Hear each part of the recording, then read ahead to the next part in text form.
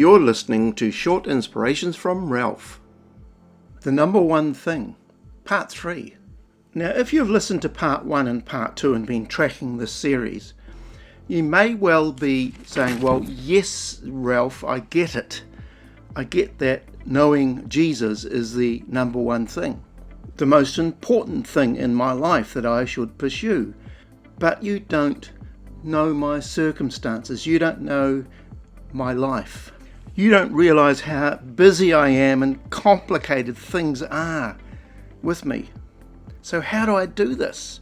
I'm frantic, I'm stressed, I'm overwhelmed. My work, my relationships, my marriage, my children and teenagers, and even my personal challenges just are too much for me. I get anxious, I get depressed. So really, how do I make Jesus the most important thing in my life? Where do I fit things in Christianity, etc.?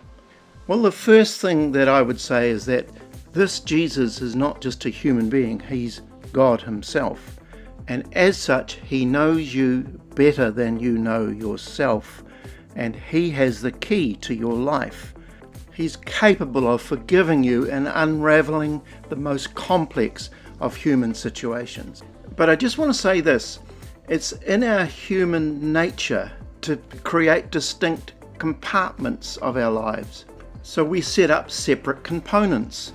And when a person comes to Christ, often they create components where he can be, like on a Sunday morning, for example, or the odd time when we read the Bible or pray, or at a small group. But that's it. I've got my other life to live. I've got my other components to take care of. But in Jesus Christ, there is no demarcation. There are no separate components. There's different things we do and roles we have, but they are not separate from a full disclosure relationship with Jesus. Now, I've been married to my wife for almost 49 years. And imagine if at the start, when we said our vows, that I said, well, you can only have parts of my life, a small part actually. It just wouldn't work. And it doesn't work with Jesus either. And while in all relationships we're on a journey of discovery, which we do when we get married or we follow Jesus, the intention, of course, is to give our all. Everything. We surrender all to him. And so we love God with all our heart, with all our mind, with all our soul, with all our strength. Everything.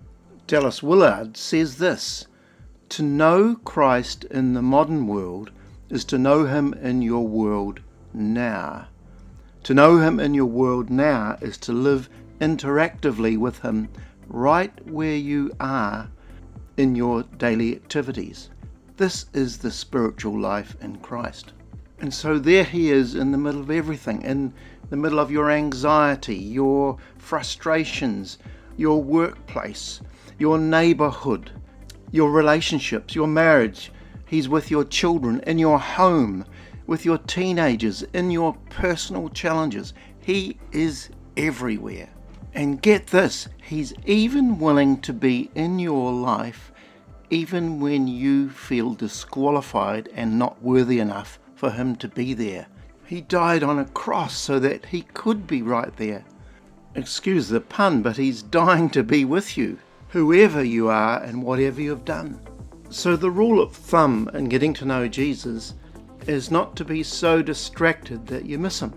For Martha in our previous story, it was she was so consumed with getting everything right in the kitchen and as a host, and her anxiety caused her to miss Jesus being with him.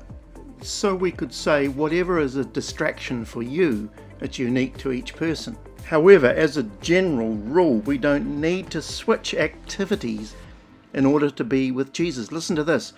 All we need to do is invite him into whatever we are doing at the moment. And he is interested in being in your everyday life, in your everyday things that you do.